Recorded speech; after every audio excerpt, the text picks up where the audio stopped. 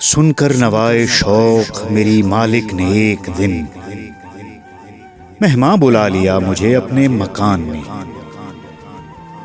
پہلے میں مضطرب ہوا، دل مانتا نہ تھا، پھر خود ہی حوصلہ بڑھا مجھ بدگمان میں۔ سوچا کہ پہلی بار ہے شاہ کے دیار میں، کیا پیش کروں خدمت عالی وقار میں۔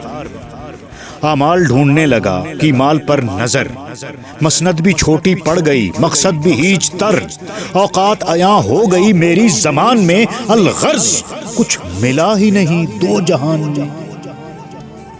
سر کو جھکائے شرم سے غمگین شکستہ پا، وہ دیکھو سورما بڑا سوئے حرم چلا۔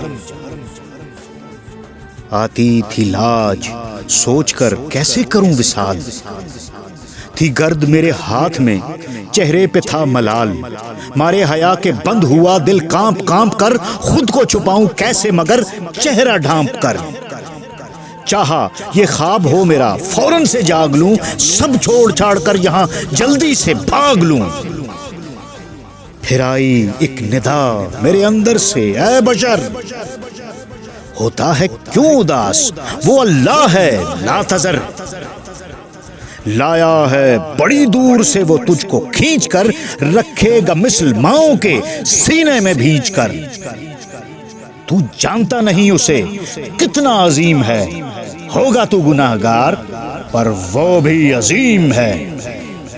عصیان کے پہاڑ لا کے سامنے تو ڈال، ایسے نہ بخش دے تو نہیں رب ذوالجلال۔ بس ایک بار مان لے ہے تو قصوروار، پھر دیکھ رحمت خدا کے رنگ صد ہزار۔ بخشے گا عالمی تجھے مستی میں دن گزار، ہاں اشک لے گا ہدیتاً آنکھوں سے دو یا چار۔